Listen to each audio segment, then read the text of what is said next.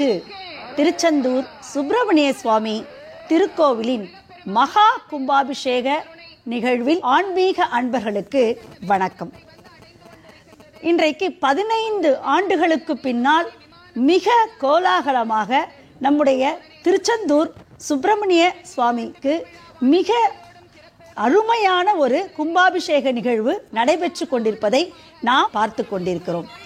உருவாய் அருவாய் உளதாய் இலதாய் மறுவாய் மலராய் மணியாய் ஒளியாய் கருவாய் உயிராய் கதியாய் விதியாய் குருவாய் வருவாய் அருள்வாய் குகனே.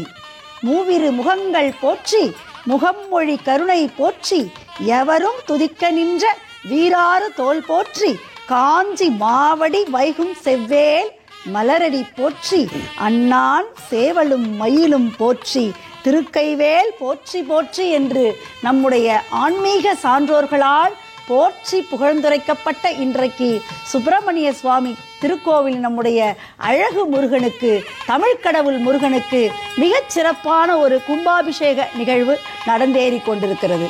நம்முடைய முருகனை பற்றி சொல்லுகிற பொழுதெல்லாம் அவருடைய அறுபடை வீட்டை பற்றி நாம் உலகாங்கிதம் அடைந்து சொல்லிக் கொண்டிருப்போம். அப்படி அறுபடை வீட்டினுடைய 2ஆம் படை வீடு என்று சொல்லப்படுகின்ற திருச்செந்தூரிலே இருக்கக்கூடிய நம்முடைய சுப்பிரமணிய சுவாமியினுடைய அருமையான ஒரு மகா கும்பாபிஷேக நிகழ்வு இதோ நடைபெற்று கொண்டிருப்பதை நாம் கொண்டிருக்கிறோம். இங்கே பாருங்கள், வேலினுடைய காட்சியை மிக அழகாக அங்கே நம்முடைய இது தொலைக்காட்சி காட்சிப்படுத்தி கொண்டிருக்கிறது. செயல்பட்டழிந்தது செந்தூர் வயல் பொழில் தேங்கடம்பின் மால் பட்டழிந்தது பூங்கொடியார் மனம் மாமயிலோன் வேல் பட்டழிந்தது வேலையும் சூரனும் வெற்பும் அவன் கால் பட்டழிந்தது என் தலையெழுத்தே அவன் கையெழுத்தே என்று நம்முடைய அனைத்து மக்களுக்கான ஒரு ஆகச்சிறந்த நன்மையை செய்த நம்முடைய முருகப்பெருமானுக்கான ஒரு அருமையான கும்பாபிஷேக திருவிழாவினை நாம் பார்த்து கொண்டிருக்கிறோம். திருச்செந்தூர் முழுவதுமே அழகான மின் விளக்குகளால் அலங்கரிக்கப்பட்டு மிக கோலாகலமாக அங்கே மக்கள், உலகத்தில் உள்ள அத்துணை ஆன்மீக அன்பர்களும் அங்கே வந்து இணைந்திருக்கக்கூடிய அந்த காட்சியை நாம் பார்த்து கொண்டிருக்கிறோம். நம்முடைய கும்பாபிஷேகத்திற்காக சேவல் கொடி கொடை போன்றவற்றை நம்முடைய வேத விற்பன்னர்களும் ஆச்சாரியார்களும் கொண்டு செல்லக்கூடிய அந்த காட்சியை நாம் பார்த்து கொண்டிருக்கிறோம். திருச்செந்தூருக்கு பல சிறப்புகள் உள்ளது.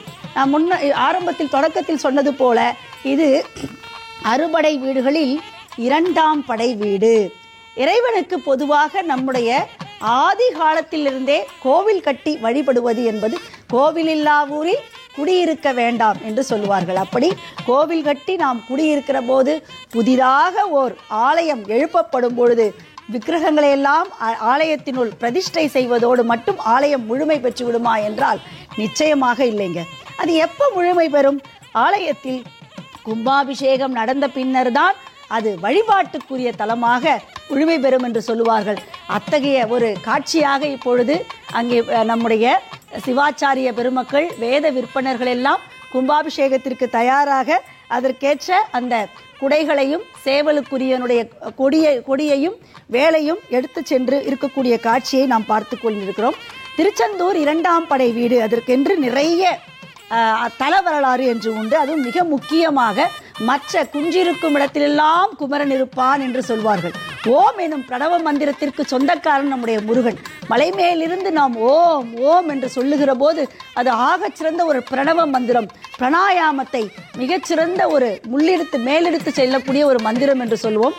அழகாக அங்கே கோவில் கோபுரத்தினுடைய அந்த காட்சி மிக அழகாக பாருங்க, வண்ண விளக்குகளால் அலங்கரிக்கப்பட்டு எங்கிருந்து பார்த்தாலும் அந்த வேலும் கோபுரமும் தெரியக்கூடிய அழகுக்கு அந்த நகரமே ஒரு விழாக்கோலம் பூண்டு ஆன்மீக அலை என்று சொல்வார்களே, அப்படி நேர்மறை அலையோடு எல்லா கும்பாபிஷேகத்திற்கான அத்துணை செயல்பாடுகளையும் முன்னெடுத்திருக்கக்கூடிய பல்வேறு பெருமக்களை அங்கே நாம் பார்க்கிறோம்.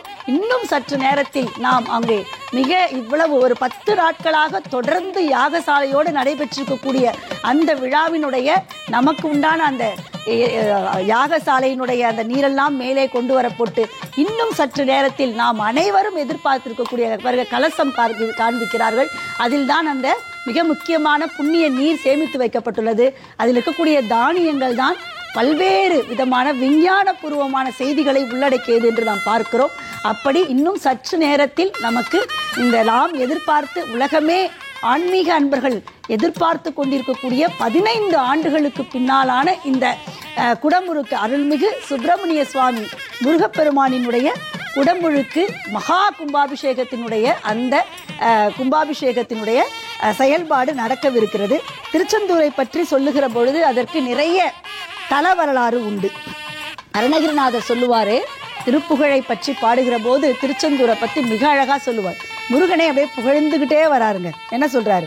அந்தன் மறை வேள்வி காவல்காரா. பாருங்க, மறை ஓதக்கூடிய வேத விற்பனர்கள் எல்லாம் அந்த பூமாலைகளோடு நின்று கொண்டிருக்கிறார்கள். இவர்களை எல்லாம் காக்கக்கூடிய காவல்காரனாக நம்முடைய திருச்செந்தூர் முருகன் இருக்கிறான். அடுத்தது சொல்லுவாருங்க, செந்தமிழ் சொல்பாவின் மாலைக்காரன். தமிழ் கடவுள் முருகன் இல்லையா? அந்த தமிழ் கடவுளான முருகன் இந்த தமிழ் மேல் இருக்கக்கூடிய அந்த பாமாலைகளை பாடக்கூடிய அந்த பாவலர்களுக்கெல்லாம் காவல் காப்பானாக இருப்பவன். மிக அழகாக அங்கே இன்னும் சற்று நேரத்தில் நடைபெற இருக்கக்கூடிய அந்த மகா கும்பாபிஷேகத்தினுடைய சிறப்புகளுக்காக அங்கே சிறப்பு ஏற்பாடுகள் நடைபெற்று கொண்டிருக்கிறது. இது யாகசாலை காட்சி நம்ம பார்க்குறோம். அப்படி அழகா யாகசாலையிலிருந்து கொண்டு வரப்பட்ட அந்த நீர் இந்த கலசத்திலே வைக்கப்பட்டிருக்கிறது. உங்களுடைய இல்லத்திற்கு நேரடியாக வந்து கொண்டிருக்கிறோம். இன்றைய தினம் நடைபெற்றுக் கொண்டிருக்கின்ற நன்னீராட்டு விழா 15 ஆண்டுகளுக்கு பிறகு மிகச் சிறப்பாக அனைவரும் போற்றுகின்ற வகையில் இறைவனுடைய ஆசியுடன் நடைபெற்றுக் கொண்டிருக்கிறது. இப்படி பார்த்து கொண்டிருங்கள், எத்தனை அழகான இந்த ராஜகோபுரம். இந்த ராஜகோபுரத்தினுடைய உச்சியினை பார்த்து கொண்டிருக்கும் போது நமக்கு இறைசக்தி முழுவதும் நமக்கு கிடைப்பது போலாக இருக்கிறது. இது நேற்று நடந்த யாகசாலையுடைய காட்சி. இந்த யாகசாலையுடைய காட்சியை நாம் பார்த்து கொண்டிருக்கின்றோம். திருச்செந்தூரில் முகாமிட்டு அனைத்து காட்சிகளையும் படமாக்கி உங்களுடைய கண்களுக்கு வழங்கி கொண்டிருக்கிறார்கள். இந்த இறைசக்தியை நீங்கள் அனைவருமே காண வேண்டும். அனைவருக்குமே உங்களுக்கு இந்த பக்தி உணர்வு, இந்த ஆற்றல், முருகப்பெருமானுடைய ஆசி கிடைத்திட வேண்டும் என்ற நோக்கத்துடன் இந்த வர்ணனையை தொடர்ந்து கொண்டிருக்கிறோம். இந்த நேரத்தில் வந்த வினையும் வருகின்ற வல்வினையும் கந்தனென்று சொல்ல கலங்கிடுமே, செந்தில் நகர் சேவகா என்று திருநீர் அணிவாருக்கு மேவ வராதே வினை என்று சொல்லப்படுகிறது. எந்த வினையாக இருந்தாலும் சரி, அது வந்த வினையாக இருந்தாலும் சரி, வரப்போகின்ற வினையாக இருந்தாலும் சரி, எந்த வினையாக இருந்தாலும் கந்தனென்று சொல்வாருக்கு அந்த வினை வராமல் போய்விடும் என்று இதற்கு அர்த்தம். அப்படி பார்க்கின்ற போது நம்முடைய பார்வையில், நம்முடைய செவிகளுக்குள் கந்தனுடைய ஒளி கேட்கின்ற போது, கண்களுக்குள் கந்தனுடைய திருமுகம் காணுகின்ற போது நமக்குள் வருகின்ற சக்தி மகா சக்தியாக இருக்கும். பொதுவாக என்ன நடக்குதுன்னா, இந்த கும்பாபிஷேகம் என்பது 12 ஆண்டுகளுக்கு ஒருமுறை நடைபெறக்கூடியது. இன்றைய தினம் பார்த்து கொண்டிருக்கிறோம். கும்பாபிஷேகத்திற்கு முதல் நாளான யாகசாலை நிகழ்ச்சி இது. இந்த நிகழ்ச்சியில் பிரபலமான ஆதீனங்கள், தவசீலர்கள், பிரபலங்கள், முருக பக்தர்கள் என அனைவருமே முருகனுக்காகவே வந்து காத்து கொண்டிருக்கின்றார்கள். முருகனுடைய அருளை பெறுவதற்காக, அந்த அருளை வாங்கி உங்களுக்கு வழங்குவதற்காக, அந்த ஆலயத்திற்கு மேலும் ஒரு புதிய சக்தியை பெறுவதற்காக இந்த கும்பாபிஷேகம் நடத்தப்படுகிறது. இந்த கும்பாபிஷேகம் என்பது இன்றைய லட்சக்கணக்கான பக்தர்களோடு வங்க கடல் அலை தவழ்ந்து கொண்டிருப்பது போல மக்கள் அலையும் அங்கே தவழ்ந்து கொண்டிருக்கிறது. சுற்றி எங்கு நோக்கினும் மக்களுடைய தலைகளாக வங்க கடல் போல மக்கள் திரண்டு கொண்டிருக்கிறார்கள். எல்லாவற்றுக்கும் காரணம் தெற்கே இருக்கின்ற திருப்பரங்குன்ற நாதனுடைய பார்வை. அவருடைய திருவுருவத்தை ஒரு முறையேனும் பார்த்துவிட வேண்டும். அந்த ராஜகோபுரத்தை ஒரு முறையேனும் பார்த்துவிட வேண்டும். ராஜகோபுரத்தில் நடைபெறுகின்ற நன்னீராட்டு விழாவை ஒரு முறையேனும் பார்த்துவிட வேண்டும். இப்பொழுது பாருங்கள், யாகசாலையில் நடைபெற்றுக் கொண்டிருக்கின்ற நிகழ்ச்சி. இந்த நிகழ்ச்சியை பார்க்கின்ற வல்லமை, பார்க்கின்ற காட்சி, பார்க்கின்ற பெருமை யாருக்கும் கிடைப்பதில்லை. இல்லத்திலிருந்தே பார்த்து கொண்டிருக்கிறோம், முருகப்பெருமானை சேவித்துக் கொண்டிருக்கிறோம். இந்த நிலைப்பாடு என்பது நம்முடைய வாழ்க்கையில் இன்னும் வரப்போகின்ற பல ஆண்டுகளுக்கு, அடுத்த கும்பாபிஷேகம் வரையில் நமக்கு மேலும் சக்தியை வழங்கி கொண்டிருக்கும். இந்த சக்தியினுடைய வடிவமாக சொல்ல வேண்டுமென்றால் ஒரே ஒரு விஷயம்தான், ஐவிரல் அடியினை அருள்வேல் காக்க கைகள் இரண்டும் கருணைவேல் காக்க, முன் கை இரண்டும் முரண்வேல் காக்க, பின்கை இரண்டும் பின்னவள் இருக்க, நாவில் சரஸ்வதி நற்றுணையாக, நாபி கமலம் நல்வேல் காக்க, முப்பால் நாடியை முனைவேல் காக்க, எப்பொழுதும் என்னை எதிர்வேல் காக்க என்று பக்த கோடிகள் அனைவருமே வேண்டிக் கொண்டு இந்த தலத்திற்கு இன்றைய தினம் திரண்டு கொண்டிருக்கிறார்கள். நேற்றைய தினத்திலிருந்து மக்களுடைய வெள்ளம் திருச்செந்தூரில் அலைமோதி கொண்டிருக்கிறது. உங்களுக்காகவே இந்த நிகழ்ச்சியினை தொடர்ந்து வழங்கிக் கொண்டிருக்கிறோம். தொடர்ந்து பேராசிரியர் விமலா அண்ணாதுரை அவர்கள் வழங்குவார். யாகசாலையினுடைய அந்த காட்சிகளை நாம் பார்த்து கொண்டிருக்கிறோம். 10 நாட்களாக தொடர்ந்து இந்த கும்பாபிஷேகத்திற்கான யாகசாலை பூஜைகள் நடைபெற்று கொண்டிருக்கிறது. பொதுவாக இந்த யாகசாலை பூஜைகள் அப்படி என்பது பல்வேறு அந்த ஓமகுண்டத்தில் நெய் போன்ற பல்வேறு உலோகங்களை எல்லாம் போட்டு அதன் மேல் நாம் யாகத்தை நடத்தி பல்வேறு மந்திரங்களை எல்லாம் சொல்லி அங்கே சுற்றி இருக்கக்கூடிய எல்லோருக்கும் நன்மை நடைபெற வேண்டும் என்பதற்காக தொடர்ந்து ஒவ்வொரு நாளுமே 2 கால பூஜை 3 கால பூஜை என்று யாக பூஜைகள் நடந்து கொண்டிருக்கிறது.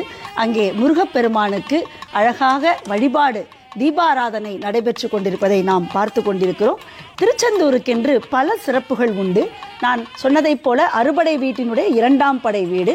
மற்ற படை வீடுகள் எல்லாம் மலையில் குன்றிருக்கும் இடத்திலெல்லாம் குமரன் இருப்பான் இல்லையா? அப்படி மலையில் இருக்கிற போது நாம் இப்பொழுது பாருங்கள், அழகாக நம்முடைய கோபுரத்தினுடைய கோபுர தரிசனம் கோடி புண்ணியம் என்று சொல்லுவார்கள். திருச்செந்தூரில் முருகன் சிவபெருமானை வழிபட்டதாக புராணங்கள் கூறுகின்றன. முருகப்பெருமான் சிவனை வழிபட்டு தோஷம் நீங்கிய தலம் திருச்செந்தூர் தலம். எனவே திருச்செந்தூர் முருகன் கோவிலை நாம் முருகநாதீஸ்வரர் அப்படின்னு கூட இந்த கோவிலை நம்ம அழைக்கிறாங்க. இங்கே முருகப்பெருமான் சிவபெருமானை வணங்குகிற தோரணையில் காட்சி தராருங்க. திருச்செந்தூர் தலத்தில் முருகனோட கருவறையில் பார்த்தீங்கன்னா பின்னால் 5 சிவலிங்க திருமேனிகளை நம்ம பார்க்கலாம். இது முருகனோட தலமாக மட்டும் இல்லாமல் சிவபெருமானின் தலமாகவும் விளங்குவது திருச்செந்தூருக்கு இருக்கக்கூடிய பெரிய சிறப்பு. மிக அழகாக பாருங்க, கோபுரத்தினுடைய உச்சியில் இருக்கக்கூடிய அந்த ஒளி விளக்குகளால் கோபுரத்தை அலங்கரித்திருக்கக்கூடிய அந்த அழகான விஷயத்தை பார்க்குறோம். இப்போ கும்பாபிஷேகத்திற்கான ஏற்பாடுகள் நடைபெற்று கொண்டிருக்கிறது. இன்னும் கொஞ்ச நேரத்தில் அந்த கலச நீர் எல்லோர் மேலும் கும்பாபிஷேகத்தினுடைய அந்த பூஜைகள் மந்திரங்கள் எல்லாம் நடைபெற்று எல்லோருக்குமாக அந்த நீர் தெளிக்கப்படுது. அந்த திருச்செந்தூர் நகரமே மிக அழகாக அங்கே பாருங்கள் பிரகாசமாக ஜொலிக்கிறத நம்ம பார்க்கலாம்.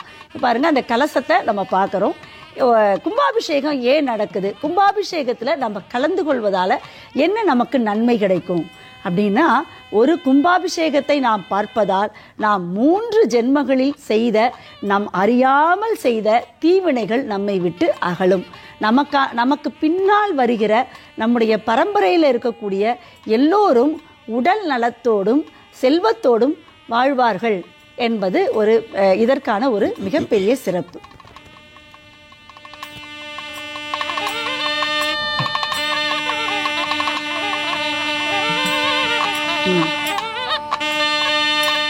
திருச்செந்தூர் இந்த பெயரை கேட்டாலே துன்பமெல்லாம் பறந்தோடும் என்று பக்த கோடிகள் நம்பிக்கையோடு இந்த ஆலயத்திற்கின்ற தினம் லட்சக்கணக்கில் வந்து குழுமியிருக்கின்றனர்.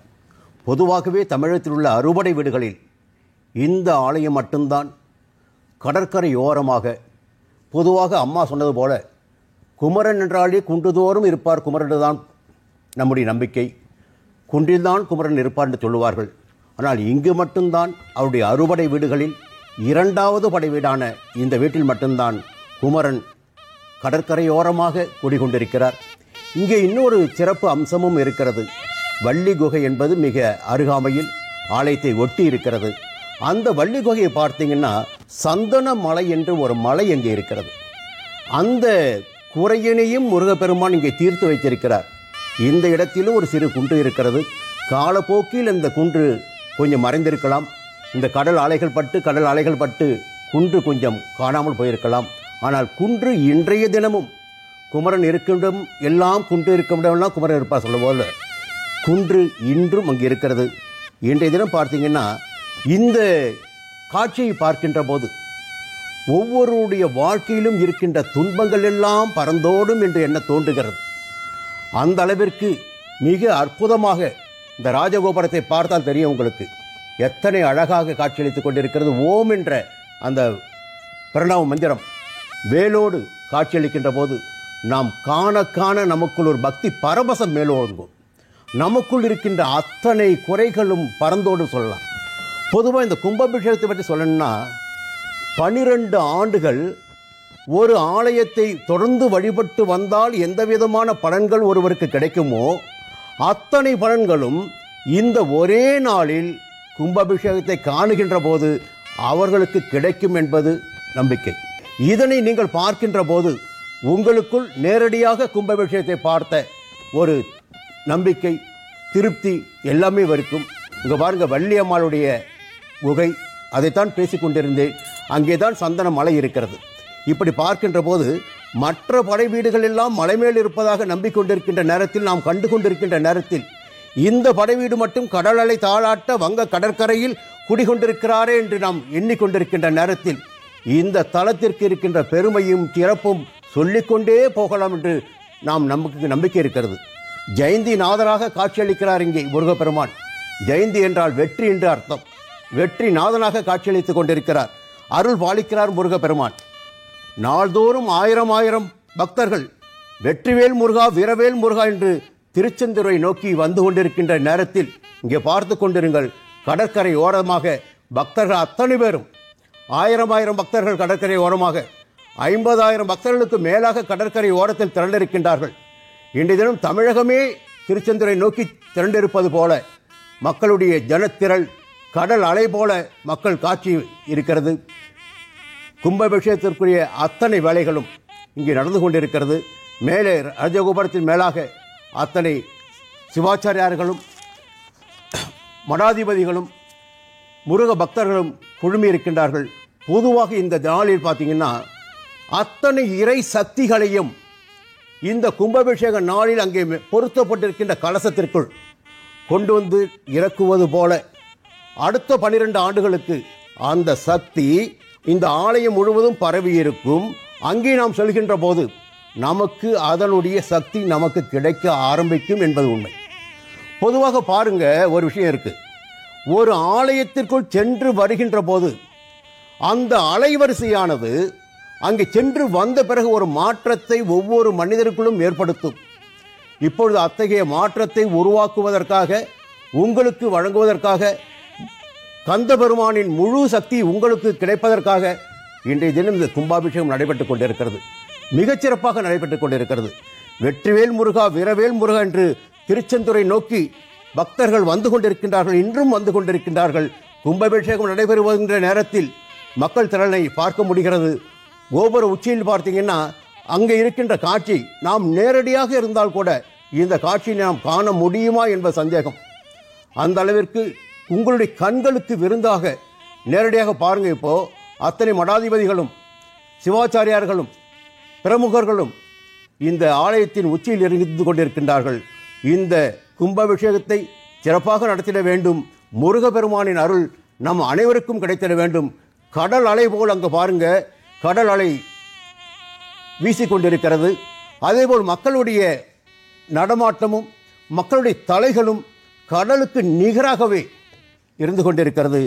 இது திருச்செந்தூரை நோக்கி வந்து கொண்டிருக்கின்ற மக்களுக்கும் வந்துள்ள மக்களுக்கும் ஒரு மிகப்பெரிய சக்தி. அங்கே பாருங்க, ஒளி வெள்ளம். அந்த ஒளி வெள்ளத்தை பார்க்கின்ற போது இறைவனே இறங்கி வந்து நமக்கு அந்த ஒளியினை வழங்குகிறார் என்பது போல இருக்கிறது. இந்த நேரத்தில் 15 ஆண்டுகளுக்கு பிறகு இந்த கும்பாபிஷேகம் நடைபெறுகிறது. மகா கும்பாபிஷேகம். லட்சக்கணக்கான பக்தர்கள் கடல் போல் திரண்டிருக்க அருள்மிகு சுப்பிரமணிய சுவாமி திருக்கோயில் மகா கும்பாபிஷேகத்தை காணும் பாக்கியம் பெற்றோரை பற்றி சொல்ல வேண்டும் என்றால் 12 ஆண்டுகள் தொடர்ந்து ஒரு நாள் விடாமல் ஆலயத்திற்கு சென்று அந்த இறைவனை தரிசித்து வணங்கி வெளிவந்தது போல இந்த 12 ஆண்டுகள் வணங்கிய ஒரு திருப்தி, அதோடைய முழுமையான வலிமை இந்த ஒரு நாளில் பக்தர்களுக்கு கிடைக்கும். அப்படி பார்க்கின்ற போது தொடர்ந்து சுப்பிரமணிய சுவாமி வழிபட்ட பாக்கியம் பெற்ற இங்கே பாருங்க, கடல் அலையும் இருக்கிறது, மக்கள் தலையும் இருக்கிறது, நகரம் முழுவதுமே மக்கள் சூழ்ந்திருக்கின்றார்கள், மக்கள் திரண்டிருக்கிறார்கள். மக்களுடைய மனங்களிலெல்லாம் முருகன் இருந்து கொண்டிருக்கிறார். இப்படி ஒரு கூட்டத்தை இதுவரை நாம் பார்த்திருக்க முடியாது. எப்பொழுதுமே திருச்செந்தூர் என்றால் ஒரு தனி மகத்துவம் உண்டு. தமிழகத்தின் தென் திசையில் இருக்கின்ற திருச்செந்தூரில் தென்முக கடவுளான தமிழ் கடவுளான முருகப்பெருமான் இருக்கின்ற, காட்சியளித்துக் கொண்டிருக்கின்ற, அருள் பாலித்துக் கொண்டிருக்கின்ற ஒரு தளத்தில் நாம் எல்லாம் குழுமியிருக்கின்றோம். அந்த தளத்தில் நாம் இருப்பது போலவே ஒரு எண்ணத்தை நாம் மனதில் ஏற்றுக்கொண்டிருக்கிறோம்.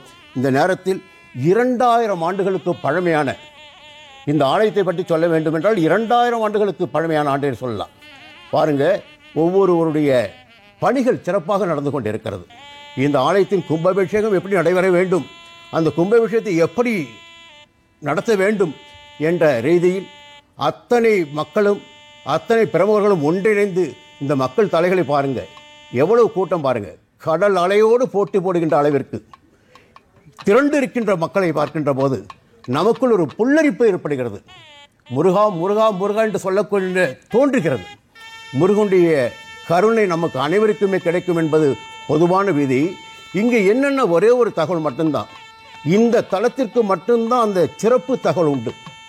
இந்த தலத்தில் 2 சக்திகள் இருந்து கொண்டிருக்கிறார்கள். ஒன்று பார்த்தீங்கன்னா ஞான குருவான குரு பகவான்.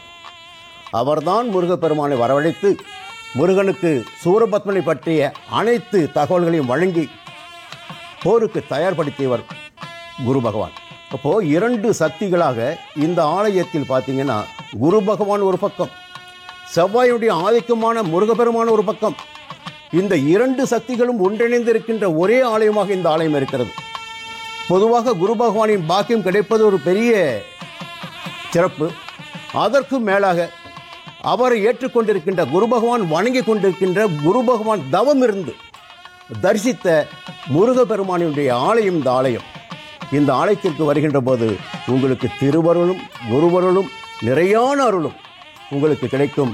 இந்த ஆலயத்தை ஒரு முறை தரிசித்தாலே போதும், நம்முடைய வாழ்க்கையில் அத்தனை பாவங்களும், நம் தலைமுறையாக நாம் செய்திருந்த பாவங்கள் கூட விலகி ஓடும் என்ற ஒரு நம்பிக்கை இருக்கிறது.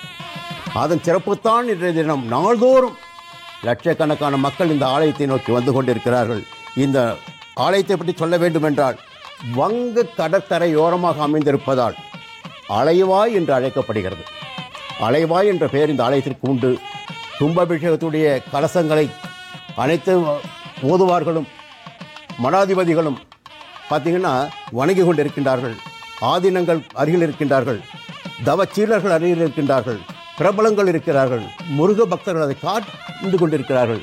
இவர்களுக்கு எல்லாம் கண்களுக்கு முருகா முருகா முருகா முருகா என்ற ஒரு எண்ணம் தான் ஓடிக்கொண்டிருக்கிறது. மனம் முழுவதும் அந்த சண்முகரை வணங்கி கொண்டிருக்கிறது. சண்முகரை நோக்கி மக்கள் வணங்கி கொண்டிருக்கிறார்கள். இந்த ஆலயினுடைய சிறப்பு அம்சமே இந்த 2 கோபுரங்கள் தான். பொதுவாக ஒரு ஆலயம் சொன்னீங்கன்னா கிழக்கு திசை நோக்கித்தான் அந்த ஆலயம் இருக்கும், கோபுரம் இருக்கும். ஆனால் இந்த ஆலயத்தில் பார்த்தீங்கன்னா கோபுரம் இருக்கின்ற திசை மேற்கு திசை. அதற்கு காரணம் பிற்பகுதி சொல்கிறேன். இந்த 2 நிலைப்பாடுகளும் இந்த ஆலயத்திற்கு மிகச் சிறப்பாக இருக்கிறது. மீண்டும் தொடர்வோம். திருச்செந்தூர் அருள்மிகு சுப்பிரமணிய சுவாமி திருக்கோவிலினுடைய மகா குடமுழக்கு விழாவினை நாம் ஒவ்வொருவரும் நம் இல்லங்களிலிருந்து அழகாக தரிசித்துக் கொண்டிருக்கிறோம். கலச நீர் உள்ள அந்த கலச குடத்தை நாம் பார்த்து கொண்டிருக்கிறோம். திருச்செந்தூரின் கடலோரத்தில் செந்தில்நாதன் அரசாங்கம் தேடி தேடி வருவோர்க்கெல்லாம் தினமும் கூடும் தெய்வாம்சம். அசுரரை வென்ற இடம் இது, தேவர்களையெல்லாம் காத்த இடம் இது.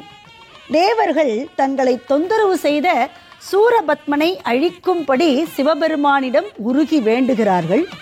அவர்களது வேண்டுதலை ஏற்ற சிவன் தன் நெற்றிக்கண்ணில் இருந்து 6 பொறிகளை உண்டாக்கினார். அதிலிருந்து முருகப்பெருமான் தோன்றினார். பின் சிவபெருமானின் கட்டளையை ஏற்று சூரபத்மனை அழிக்க இங்கு வந்தார் என்று நம்முடைய புராணங்கள் நமக்கு உணர்த்துகின்றன. பாருங்க, அழகான கடற்கரையில் சூரியனுடைய உதய காட்சியை நாம் பார்த்து கொண்டிருக்கிறோம். அந்த அழகான இதிலே நம்முடைய பக்தர்கள் அனைவரும் அரோகரா, வெற்றிவேல் முருகனுக்கு அரோகரா என்ற அந்த கோஷத்தோடு நம்முடைய இந்த கும்பாபிஷேகத்தினுடைய அந்த கலச நீர் தெளிக்கப் போகின்ற அந்த காட்சிக்காக, அந்த நேரத்திற்காக ஆவலுடன் முருகப்பெருமானை மனதில் இருத்தி அங்கே வழிபடுகிற அந்த காட்சியை நாம் பார்த்து கொண்டிருக்கிறோம். இந்த அழகான வெளிச்சத்திலே அந்த கோபுரத்தினுடைய அழகு, நம்ம முருகன் என்றாலே அழகுங்க. அப்போ அவன் வீட்டில் இருக்கக்கூடிய கோபுரம் எப்படி இருக்கும், மிக அழகாக காட்சிப்படுத்துவதை நாம் பார்த்து கொண்டிருக்கிறோம். இப்போ சிவபெருமானினுடைய கட்டளையை ஏற்று சூரபத்மனை அழிப்பதற்காக திருச்செந்தூருக்கு வரார் அவர். அதான் அசுரனை அழித்த இடம், தேவர்களை காத்த இடம். இது என்ன நமக்கு உணர்த்துது? சூரபத்மன் என்கிற தீமையை அழித்ததை போல நம்மிடம் இருக்கக்கூடிய தீய குணங்களை எல்லாம் அழித்து நம்மையெல்லாம் நல்மனத்தாக மனத்துக்கண் மாசிலன் ஆதல் அனைத்து அரண் ஆகுல நீரபிற என்று வள்ளுவன் சொல்லதைப் போல மாசற்ற மனமே ஆன்மீக அன்பர்களுக்குரிய மனம், அதுவே இறைவன் உறையும் இடம் என்று சொல்லுவார்கள். அப்படி நம்முடைய தீய எண்ணங்களை எல்லாம் அழித்து தூய மனிதராக ஆக்கக்கூடியதுதான் இந்த திருச்செந்தூர் தலம். அந்த திருச்செந்தூரிலே இன்றைக்கு மிக அழகாக ஒரு ஆகச்சிறந்த கும்பாபிஷேக நிகழ்ச்சியினை நம்முடைய முருகப்பெருமானுக்காக நடத்தி கொண்டிருக்கிறார்கள். மேலே இருக்கக்கூடிய சிவாச்சாரியர்கள், வேத விற்பனர்கள், ஆகச்சிறந்த மந்திரம் சொல்லக்கூடியவர்கள் அனைவரும் அமர்ந்து மந்திரங்களை எல்லாம் ஓதி, பொதுவாக கும்பாபிஷேகம் என்பது அங்கே 12 ஆண்டுகளில் இருக்கக்கூடிய அந்த விக்கிரகத்திற்கு எல்லா மந்திரங்களையும் கூட்டி ஒரு புதிய சக்தியை அதன் மேலே ஊன்றச் செய்வதுங்க. இந்த 12 ஆண்டுகளில் இருக்கக்கூடிய தானியங்கள் எல்லாம் என்னவாகும், அதிலிருந்து இருக்கக்கூடிய அந்த சக்தி குறைஞ்சிருக்கும் இல்லையா, திரும்பவும் அதை அகற்றிவிட்டு புதிய தானியங்களை அதை அமர்த்துவது. மந்திரங்கள் மூலம், மந்திரம் என்பது மந்திரங்களை சொல்லுகிற போது நம்முடைய உடல்ல ஒரு அலைகள் உருவாகும்னு சொல்லுவாங்க. அப்படி தொடர்ந்து இந்த 10 நாட்களாக யாகசாலை, ஓமகுண்டம், பல்வேறு விதமான அந்த பூஜைகளின் வழி நிறைய மந்திரங்களை சொல்லி சொல்லி சொல்லி சொல்லி, மந்திரமாவது நீரு துதிக்க பெறுவது நீரு வானவர் மேலது நீரு என்று சொல்வதைப் போல அந்த திருநீற்றுடைய மகிமை போல, முருகனினுடைய மகிமையைப் போல மந்திரங்களினுடைய மகிமையை சொல்லி சொல்லி மிக ஆகச்சிறந்த ஒரு சக்தியை அந்த விக்கிரகங்களுக்குள் வரவழைத்து மீண்டும் ஒரு உயிர்ப்பிக்கிற ஒரு நிகழ்வாகத்தான் இந்த நம்ம கும்பாபிஷேகத்தை பார்க்கிறோம். அப்படி அந்த கும்பாபிஷேகத்திற்கான அந்த கலசங்கள் பாருங்கள், எவ்வளவு பெரிய கலசங்கள், எவ்வளவு உயர்ந்த கலசங்கள், எத்தனை கலசங்கள் பாருங்கள்.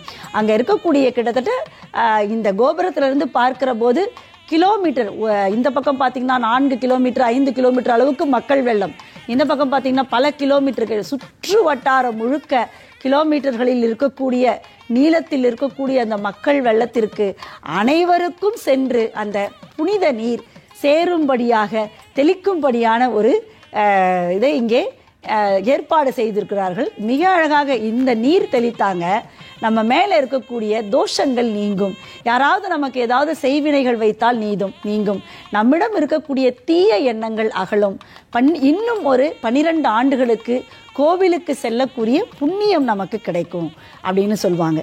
இந்த தலத்தை பொறுத்த வரைக்கும் பார்த்தீங்கன்னா தேவர்கள், நம்முடைய அவர் ஐயா சொன்னது போல தேவர்கள் அவரிடம் வேண்டிக் கொள்கிறார்கள். இந்த சூரபத்மனை பற்றி எல்லா செய்திகளையும் குரு பகவான் தான் முருகப்பெருமானுக்கு சொல்லுகிறார், இங்கே தங்குகிறார்.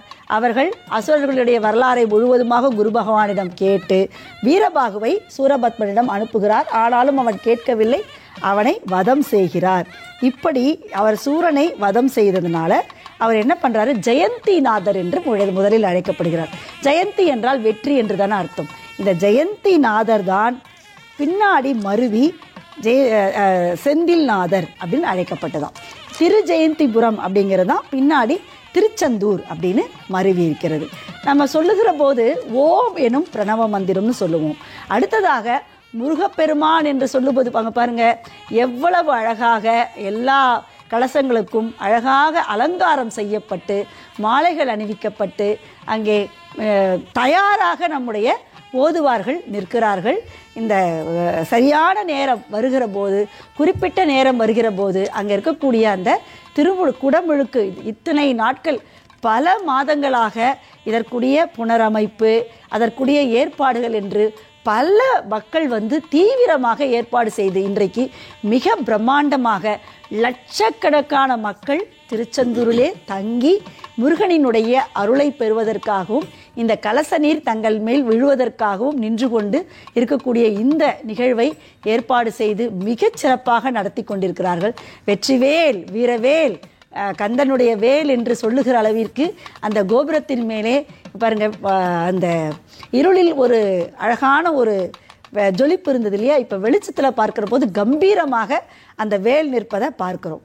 அப்படி முருகனை பற்றி சொல்லுகிற போது வெற்றிவேல் முருகனுக்கு அரோகரா, கந்தனுக்கு அரோகரா, குமரகுருதாசனுக்கு அரோகரா, அறுபடை வீட்டுக்கு அரோகரா என்று நாம் அந்த கோஷத்தை வைத்து முருகப்பெருமானை வழிபடுகிற போது அது நமக்குள் ஆன்மீக ஒளியை ஏற்றுவதோடு மட்டுமல்லாமல் ஒவ்வொரு மந்திரத்திற்கும் ஒவ்வொரு கடவுளுக்குமே ஒரு மந்திரம் உண்டுங்க. நம்ம சிவபெருமானை பற்றி சொல்லுகிற போது நமச்சிவாய என்று சொல்லுவோம். பெருமாளை பற்றி சொல்லுகிற போது ஓம் நமோ நாராயணாய என்போம். மாரியாத்தா காளியாத்தா என்று அம்மனை பற்றி சொல்லுகிற போது சொல்லுவோம். அப்படி முருகப்பெருமானை நம்ம வணங்குகிற போது அரோகரா என்று சொல்லுவோம். அப்படி அரோகரா என்று கோஷத்தோடு அமர்ந்திருக்கக்கூடிய அந்த மக்களை பார்க்கிறோம். ராஜகோபுரத்தின் மேலாக ஓதுவார்களும் ஆதினங்களும் தவச்சீலர்களும் ஒன்று திரண்டு கலச நீரை தெளிக்கின்ற நிகழ்விற்காக காத்து கொண்டிருக்கின்றார்கள். அதற்குரிய ஆராதனைகள் எடுக்கப்படுகிறது. இந்த நேரத்தில் இந்த காட்சி காண்பது என்பது மிக அரிதான ஒன்று. அதை மிக மிக துல்லியமாக நாம் காணுகின்ற வகையில் நமக்கு மிக அருகாமையில் இந்த நேரத்தில் பார்த்திங்கன்னா ஒரு சிறப்பு விஷயத்தை சொல்லியாகணும். எல்லோருக்குமே ஒரு சின்ன சந்தேகம் இருக்கும். எப்பொழுதுமே ராஜகோபுரம் என்பது கிழக்கு திசையில் தான் இருக்கணும், ஆனால் இங்கே மேற்கு திசையில் தான் ராஜகோபுரம் இருக்குன்னு சொல்லுவாங்க. அதற்கு ஒரு சின்ன காரணம் என்னென்னா, இந்த ராஜகோபுரம் கிழக்கு திசையில் அமைக்கப்பட்ட ராஜகோபுரம் கடற்கரையை ஒட்டி கடல் இருப்பதால் அந்த ராஜகோபுரத்தை மேற்கு திசையில் மாற்றி அமைத்தார்கள். அந்த பகுதியில் கடல் இருப்பது, மேற்கு பகுதியில் கோபுரம் கட்டப்பட்டிருக்கிறது என்பது நம் அனைவருக்குமே தெரிந்த தகவல். முருகப்பெருமான் இருக்கும் மூலஸ்தானத்தின் பீடத்தை விட கிழக்கில் அமைந்திருக்கின்ற ராஜகோபுரம் வாசல் உயரமாய் இருக்கும் காரணத்தால் திறக்கப்படாமல் எப்போதும் அடைக்கப்பட்டிருக்கிறது. சூர சம்காரம் முடிவடைந்த பிறகு நடக்கும் முருகன் தெய்வானை திருக்கல்யாணத்தின் போது நள்ளிரவில் ஒரு நாள் மட்டும் இந்த ராஜகோபுர வாசலானது திறக்கப்படும். இதனை நாம் அனைவருமே தெரிந்து கொள்ள வேண்டும். ஏனென்றால் கிழக்கு கோபுரம் எப்பொழுதுமே அடைப்பட்டிருக்கிறது, திறக்கப்படுவதில்லை. மேற்கு கோபுரம் மட்டும்தான். இங்கே மாண்புமிகு அமைச்சர் பெருமக்கள் அவர்கள் பச்சை கொடியுடன் அரோகரா அரோகரா என்று அனைவரும் முழங்குகின்ற வகையில் கொடியசைத்துக் கொண்டிருக்கின்றார்கள். விரைவில் நன்னீராட்டு விழா நடைபெற இருக்கிறது. இந்த கோபுர கலசத்திற்கு அத்தனை ஓதுவார்களும் தன்னுடைய மந்திரங்களை ஓதிக்கொண்டிருக்கின்றார்கள். இந்த நேரத்தில் நம்ம என்ன சொல்லணும்னா, வானத்தில் இருக்கின்ற தேவர்கள் அனைவருமே இங்கே ஒன்று திரண்டு இங்கே வந்து இந்த கலசத்திற்குள் இறங்கி அருள் பாலிப்பதாக ஒரு ஐதீகம் இருக்கு. இந்த காட்சியை காணுகின்ற போது அத்தனை சக்திகளும் அத்தனை துன்பங்களும் அத்தனை பிணிகளும் நம்மை விட்டு போய்விடும். இங்கே கலச நீர் தெளிக்கப்படுகிறது. அனைவருமே அதனை பயபக்தியோடு மிக சிரத்தையோடு வணங்கி கொண்டிருக்கின்றார்கள். இது மிகப்பெரிய பாக்கியம். இந்த பாக்கியத்தை காண்பதற்காகத்தான் 9 நாட்களாக தவம் இருந்து கொண்டிருந்தோம். இந்த நாளில் இந்த பாக்கியத்தை கிடைப்பது என்பது, இந்த நன்னீராட்டு என்பது நாம் மீது படுகின்ற போது நாம் மீது இருக்கின்ற துன்பங்கள் எல்லாம், துயரங்கள் எல்லாம், தோஷங்கள் எல்லாம், பகைகள் எல்லாம், அத்தனை வன்மங்களும் நம்மை விட்டு நீங்கிவிடும் என்று பாருங்க. மடாதிபதிகளும் மாண்புமிகு அமைச்சர் பெருமக்களும் ஓதுவார்களும் அத்தனை ஆதீனங்களும் இந்த ராஜகோபுரத்தின் மீது இருக்கின்றார்கள். தொடர்ந்து இந்த வர்ணனையை பேராசிரியர் விமலா அண்ணாதுரை அவர்கள் தொடர்வார். மகாகந்த சஷ்டிக்கு அரோகரா, குருசாமிக்கு அரோகரா, முருக அடியாருக்கு அரோகரா என்று அரோகரா கோஷத்தோடு இங்கே அழகான ஒரு கும்பாபிஷேக விழா நடந்து கொண்டிருப்பதை நாம் பார்த்துக் கொண்டிருக்கிறோம். நாள் என்ன செய்யும், வினைதான் என்ன செய்யும், என்னை நாடி வந்த கோல் என்ன செய்யும், கொடும் பூச்சி என்ன செய்யும், குமரேசரிலே தாளும் சிலம்பும் சதங்கையும் தண்டையும் சண்முகமும் தோளும் கடம்பும் எனக்கு முன்னே வந்து தோன்றினே என்று நம்முடைய சண்முகநாதனை சுப்பிரமணிய சுவாமியை அனைவரும் மனமுருக நம்முடைய அறநிலையத்துறை அமைச்சர் மாண்புமிகு சேகர்பாபு ஐயா அவர்கள் இந்த கலசங்களுக்கான அந்த செய்தியை பார்த்துக் கொண்டிருக்கிறார். அதற்கான ஏற்பாடுகளை பார்த்துக் கொண்டிருக்கிறார். பாருங்க எவ்வளவு அழகாக சுப்பிரமணிய சுவாமிக்கு அரோகரா, வீரபாகு தேவருக்கு அரோகரா, வீரகேசரி தேவருக்கு அரோகரா,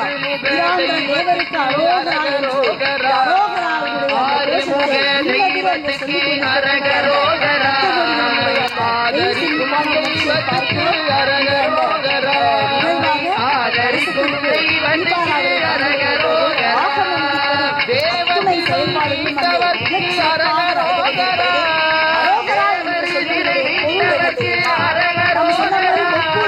தேவர் சிறை மீட்டவர்க்கு அரகரோகரா. அரோகரா என்று சொல்லக்கூடிய பொருள் என்ன தெரியுமா? அரஹர அரோகரா என்று சொல்லுகிறோம். சைவர்கள் இதை சொல்வது வழக்கமாக இருந்தது. திருஞான சம்பந்தரும் இதை அடிக்கடி சொல்லிக் கொண்டிருப்பதாக நாம் பார்க்கிறோம். இப்படி சொல்ல போனால் அரோகரா என்று சொன்னால் நம்முடைய நோயில்லாமல் நம்மையெல்லாம் காப்பவன் என்று பொருள். அங்கே பாருங்க, அந்த ட்ரோன் மூலம் அப்படியே எல்லோருக்கும் அந்த காட்சியை பார்க்கிறோம். இங்கே அந்த பூமாலைகளை எல்லாம் போட்டு கலசம் மிக அழகாக அலங்கரிக்கப்பட்டு பூக்களால் அர்ச்சனை செய்யப்படுகிற அந்த காட்சியை நாம் பார்க்கிறோம். நாம் பக்கத்தில் அங்கே திருச்செந்தூருக்கு போயிருந்தா கூட இவ்வளவு மிக அருகில் நின்று பார்த்திருக்க முடியுமா என்று கண்டால் நிச்சயமாக முடியாதுங்க. மிக அருகில் பாருங்க, அந்த தீபாராதனையை உங்களுக்கு காட்சிப்படுத்தி கொண்டிருக்கிறது. நாம் மெய்சிலிருந்து அதை பார்க்க வேண்டும். எப்படி முருகனை வணங்க வேண்டும்? முருகன் என்றாலே அழகன் என்று பொருள். அந்த முருகனை வணங்குகிற போது நாம் செய்த அத்துணை துன்பங்களும் நம்மை விட்டு நீங்கும். அந்த தீபாராதனையை அந்த குருமார்கள் அவர்கள் அத்துணை பேருக்கும் அங்கே காட்சி கொண்டு அவர்களுக்கு வணங்குவதற்கு ஏதுவாக காட்சிப்படுத்தி கொண்டிருப்பதை பார்க்கிறோம். நாம் ஒவ்வொரு தெய்வத்தை வணங்குகிற போதும் நம்முடைய மனம் தூய்மையடைகிறது என்று சொல்வார்கள். மனம் மட்டுமல்ல, உடலும் ஆரோக்கியம் பெறுகிறது. ஆன்மீகம் என்று சொன்னாலே நம்முடைய தமிழரினுடைய ஆன்மீகம் என்பது அறிவியல் சார்ந்தது. அப்படி அறிவியல் சார்ந்த இந்த ஆன்மீகத்தில் நாம் ஆரோக்கியமாக இருப்பதற்கான ஒரு விஷயம்தான் இந்த குடமுழுக்கு விழா. பாருங்க, அந்த இதன் மூலம் எல்லோருக்கும் அந்த இதை தெளிக்கிறாங்க. அந்த நீரை தெளிக்கிறதுக்காக அதை அப்படியே அதை சுற்றி வரக்கூடிய அந்த காட்சியை நம்ம பார்க்கிறோம்.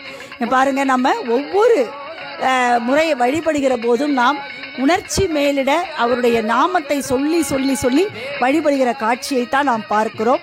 திருக்கை வேலனுக்கு அரோகரா, சயவேலுக்கு அரோகரா, குருசாமிக்கு அரோகரா, பாலசுப்ரமணியனுக்கு அரோகரா, கந்தசாமிக்கு அரோகரா, குமரனுக்கு அரோகரா, குமரேசனுக்கு அரோகரா என்று நாம் நம்முடைய அந்த கரகோஷத்தை சொல்லி சொல்லி நாம் வணங்குகிற போது நம்முடைய உடலும் மனமும் தூய்மைப்படுகிறது. பாருங்க, அந்த கலச நீரை அவர்கள் காண்பிக்கிறார்கள்.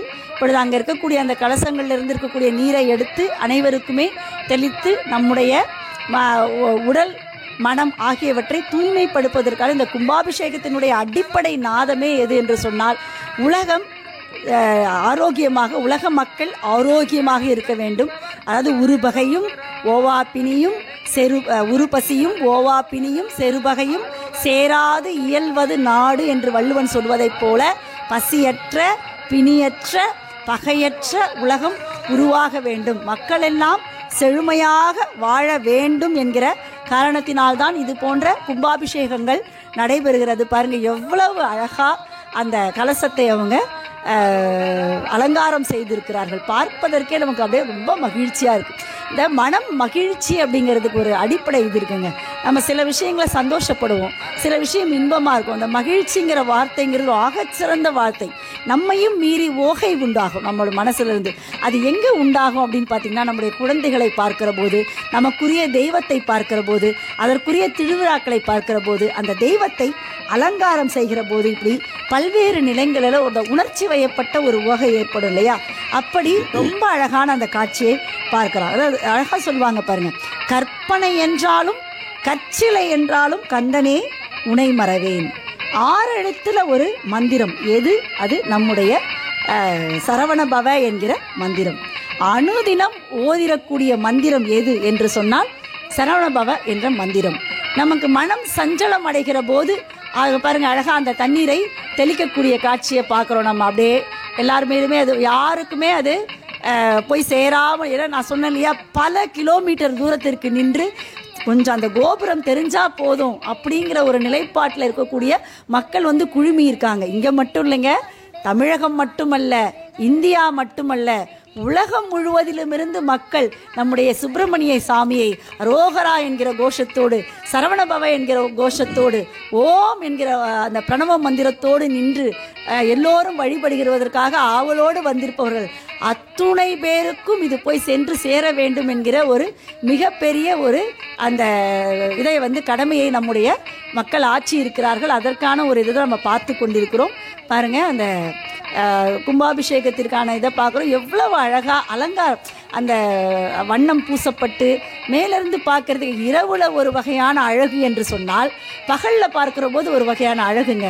அந்த சிகப்பு வண்ண பூச்சி என்று பல்வேறு வகையான அழகோடு காட்சியளிக்கக்கூடியது. பொதுவாகவே கோவிலுக்கு வந்தால் மனநிறைவு ஏற்படும் அப்படின்னு சொல்லுவாங்க. அப்படித்தான் நம்முடைய கோவிலுடைய அமைப்பே இருக்கு. கருங்கல்லாலான தரை, அதில் நடக்கிற போது அது உச்சி வரைக்கும் போகிறது. பாருங்க, அந்த கடற்கரையில் இருக்கக்கூடிய அந்த அழகு, அந்த ஆலைவாய், திருச்சீரலைவாய் என்று அதுக்கு பேருனா, அலைவாயினுடைய அந்த முகத்துவாரத்தில் இது இருக்கு. இன்னும் கேட்டால் கடலுக்கு அடியில் இருக்காங்க இந்த கோவில். ஆனால் எவ்வளவு முருகனினுடைய சக்தியால் எப்படி இருக்கு பாருங்க.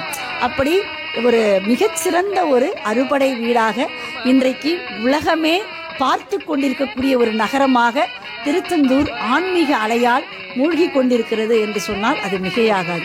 எவ்வளவு சிறப்பான ஒரு செய்தி நடந்து கொண்டிருக்கிறது பாருங்க.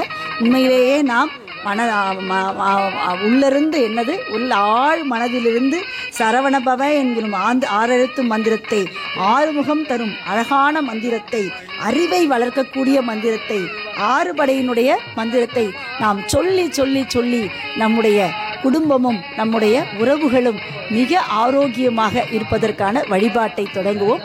ஒரு திருச்செந்தூரில் குவிந்து கொண்டிருக்கின்ற லட்சக்கணக்கான பக்த கோடிகளுக்கும், இந்த காட்சியினை நேரடியாக பார்த்து கொண்டிருக்கின்ற, நேரலையில் பார்த்து கொண்டிருக்கின்ற பக்த கோடிகளுக்கும் முதலில் ஒரு சிறப்பான ஒரு தகவலை நீங்கள் தெரிஞ்சுக்கணும். என்னென்ன முருகப்பெருமானை பற்றி சொல்லுகின்ற போது ஒரு பிறப்பு என்பது ஒன்று இருக்கும். இங்கே முருகப்பெருமானை பற்றி சொல்லுகின்ற போது முருகப்பெருமான் சிவபெருமானின் நெற்றிக்கண்ணிலிருந்து தோற்றுவிக்கப்பட்டவர் என்பது உங்கள் அனைவருக்குமே தெரியும். அந்த ஐதீகம் என்னவென்று உங்களுக்கு தெரியும், அது காரணம் என்னவென்று உங்களுக்கு தெரியும். பொதுவாக ஒரு குழந்தை பிறக்கின்ற போது கருவறையிலிருந்து வெளியில் வர வேண்டும். ஆனால் முருகப்பெருமானோ சுப்பிரமணியராக இங்கு அவதரித்த போது சிவபெருமானின் நெற்றிக்கண்ணிலிருந்து தோன்றினார். அப்போ இரண்டு தகவல்களை நாம் புரிஞ்சுக்கணும். சிவபெருமான் என்பவர் வேறல்ல, முருகப்பெருமான் என்பவர் வேறல்ல. அவரே இவர், இவரே அவர் என்பதுதான் நாம் அறிந்து கொள்ள வேண்டிய தகவல்.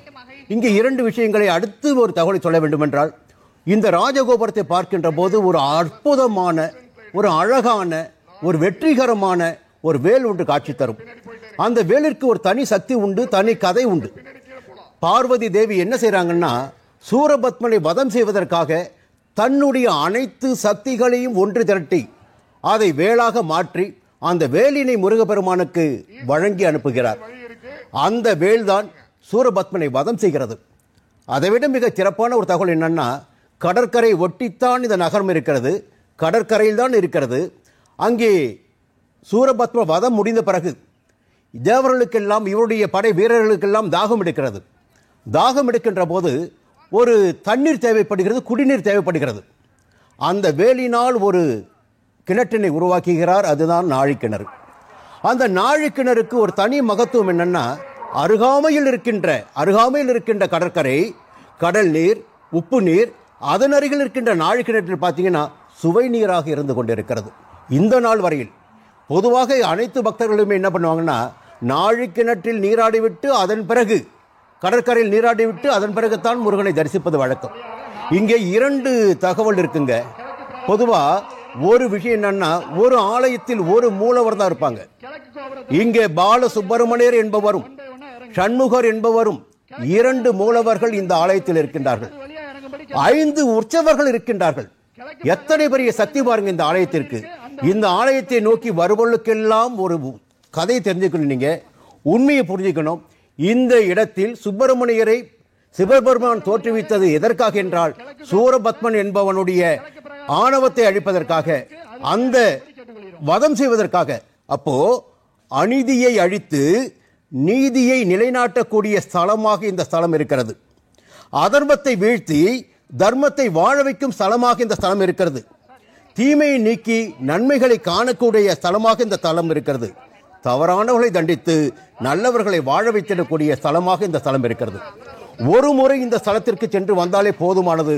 உங்களுடைய உடலில் இருக்கின்ற பிணிகள், உங்களுடைய வாழ்க்கையில் இருக்கின்ற பிரச்சனைகள், குடும்பத்தில் இருக்கின்ற பிரச்சனைகள், உங்களுடைய அனைத்து தேவைகளும் நல்ல தேவைகள் மட்டுமே இங்கே நீங்கள் வருகின்ற போது, முருகனை மனதார வேண்டி வருகின்ற போது அந்த தேவைகள் எல்லாம் பூர்த்தியாவதாக பக்தர்கள் இன்றும் சொல்லிக் கொண்டிருக்கின்றார்கள். இது ஒரு மிகப்பெரிய தலங்க. இந்த தலம் என்னன்னா, முருகப்பெருமானுடைய தலங்களில் குரு பகவானும் இணைந்திருப்பது என்பது ஒரு சிறப்பு. குரு பகவான் தான் ஞானக்காரகன். குரு பகவான் தான் பதவிகளையும் பட்டங்களையும் வழங்கிடக்கூடியவன், செல்வாக்கினை அருளிடக்கூடியவன். அந்த குரு பகவான் இந்த ஆலயத்தில் முருகப்பெருமானுக்காக தவம் இருந்து, முருகப்பெருமானுக்காக குரு பகவான் தவம் இருந்து வரவேற்று சூரபத்மனை பற்றி கதை சொல்லியிருக்கிறார்.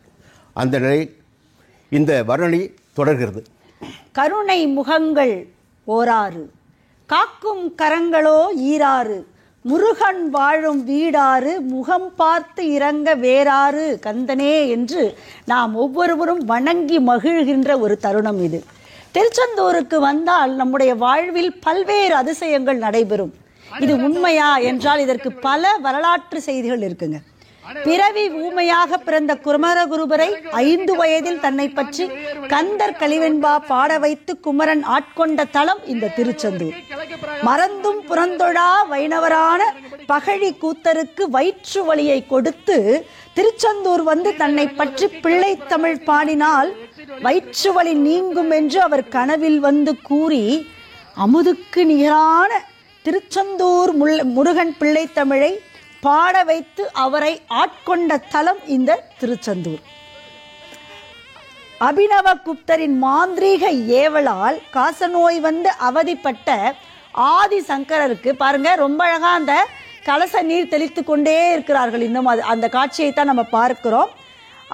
மாந்திரீக ஏவலால் காசநோய் வந்து அவதிப்பட்ட ஆதி சங்கரருக்கு திருச்செந்தூர் சென்று அங்கு வீற்றுள்ள தன் மைந்தன் முருகனை பாடினால் நோய் அகலும் என்று கூறி சிவபெருமானே வழிபடுத்திய தலம் இது. அதனால் ஆதிசங்கரர் திருச்செந்தூர் வந்து 33 சடலங்கள் ஸ்லோகங்கள் அடங்கிய சுப்பிரமணிய புஜங்கன் என்ற ஒரு நூலை இயற்றி முருகனை துதித்தார் என்று பல்வேறு அதிசயங்கள். முருகனை வணங்குவதால் என்ன நன்மைகள் ஏற்படும்? முருகனை வணங்குவதால் பல்வேறு நன்மைகள் ஏற்படும். என்ன வரும்? நம்ம வாழ்க்கையில் உள்ள செவ்வாய் தோஷம் போன்ற தோஷங்கள் நீங்குமாங்க. நம்மளுடைய வாழ்க்கையில் இருக்கக்கூடிய துன்பங்கள் அத்துணையும் தீர்ந்து மகிழ்ச்சி உண்டாகும். நினைத்தவை நிறை. நீங்க மனதார முருகனை வேண்டுங்களேன், உங்களுக்கு நினைச்சதெல்லாம் அவன் நிறைவேற்றுவான்.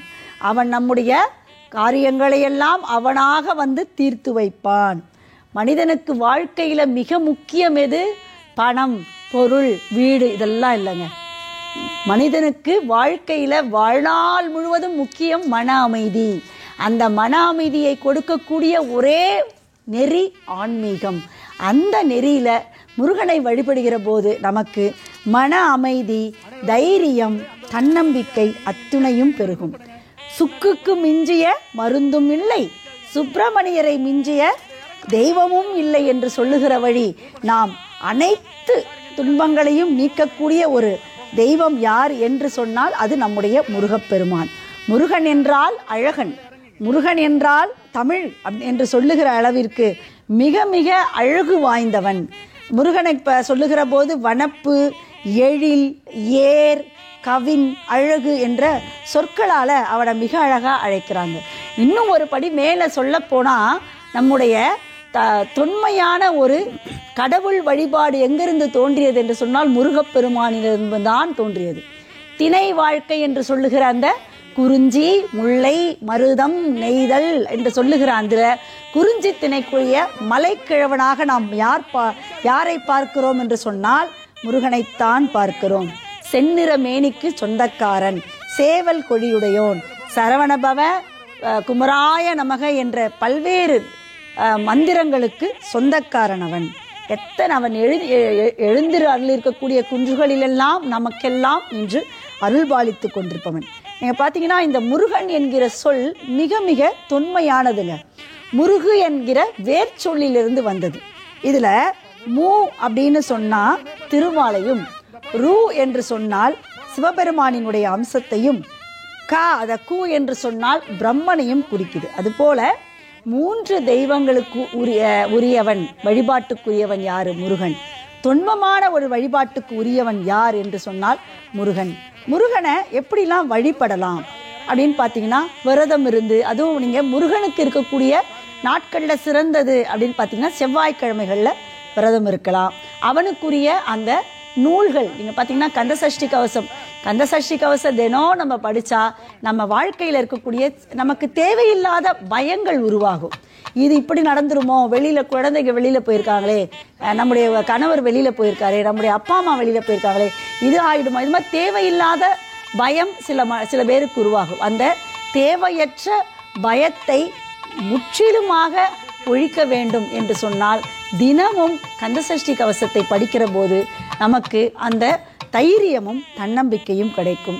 அதே மாதிரி நம்முடைய அருணகிரிநாதனுடைய திருப்புகழ், ஏறுமையில் ஏறி விளையாடு முகம் ஒன்று, ஈசனோடு ஞானமொழி பேசு முகம் ஒன்று, கூறும் அடியார்கள் வினை தீர்க்கும் முகம் ஒன்று, குஞ்சுருவ வேல் வாங்கி நின்ற முகம் ஒன்று, மாறுபடு சூரனை வதைத்த முகம் ஒன்று. அதுதான் திருச்செந்தூர்.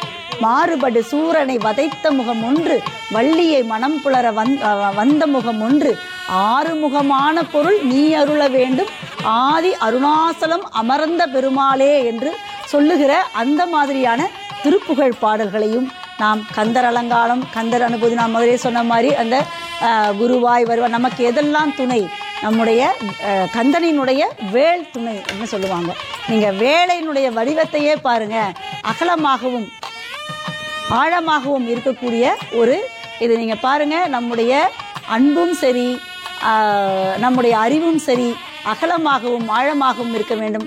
அங்கே இருக்கக்கூடிய நம்முடைய அந்த ஆதீன குருமார்கள் எல்லாம் செல்லுகிற அந்த காட்சியை பார்க்கிறோம். இப்போதான் மக்கள் மன மகிழ்ச்சியோடு, மன நிறைவுன்னு ஒன்று இருக்குது பாருங்கள். அந்த மனமது செம்மையானால் மந்திரம் செபிக்க வேண்டாம் என்று சொல்வது போல அந்த செம்மை எப்பொழுது வரும் என்று சொன்னால் மன நிறைவு வரும். அந்த மன நிறைவு நாம் இன்றைக்கு திருச்செந்தூரினுடைய சுப்பிரமணிய சுவாமி கோவிலினுடைய குடமுழுக்க போய் பாத்திரணும் அப்படின்னு சொல்லி கிட்டத்தட்ட இது அறிவிக்கப்பட்டதிலிருந்து நினைத்து கொண்டிருக்கக்கூடிய அந்த ஆன்மீக அன்பர்கள் மனதார, மனம் குளிர, உடல் குளிர அந்த நீரால், அவர்கள் அந்த தெளிக்கப்பட்ட அந்த நீரால் மனமும் உடலும் குளிர்ந்து தன்னுடைய அந்த வீடுகளை நோக்கி செல்லுகிற அந்த காட்சியை நாம் பார்க்கிறோம். உண்மையிலேயே ஒரு ஆகச்சிறந்த ஒரு வழிபாட்டு முறையாக, வழிபாட்டு ஸ்தலமாக இன்றைக்கு திருச்செந்தூரை உலகமே குடமுழுக்கு விழா என்பதை நாம் பார்க்கிற போது 12 ஆண்டுகளுக்கு கோவிலுக்கு நம்மால் செல்ல முடியாத ஒரு நிலை ஏற்பட்டாலும் கூட கோவிலுக்கு சென்ற ஒரு இதை நமக்கு கொடுக்கும். அப்படிப்பட்ட ஒரு சிறப்பான ஒரு நிகழ்வை நாம் பார்த்து கொண்டிருக்கிறோம். இன்றைய நாள் நடைபெற்றுக் கொண்டிருக்கின்ற நன்னீர் விழா முடிவு பெற்றிருக்கிறது. பொதுவாக 48 நாட்கள் இன்னும் இந்த ஆலயத்திற்கு சென்று வருகின்ற போது இன்றைய தினம் எந்த விதமான பலன்கள் ஒவ்வொரு பக்தருக்கு கிடைத்ததோ அந்த பலன்கள் 48 நாட்களுக்கு கிடைக்கும். இந்த ஆலயத்திற்கு சென்று வருகின்ற போது செவ்வாய் தோஷமும் குருவினால் உண்டாகின்ற நன்மைகளும் கிடைத்திடும் என்பது ஐதீகம். இந்த ஆலயங்கள் இன்னும் 48 நாட்கள் புனிதத்தோடு இருக்கும். நாம் அனைவரும் சென்று வருவோம். உங்கள் அனைவருக்கும் நன்றி, வணக்கம். மீண்டும் சந்திப்போம்.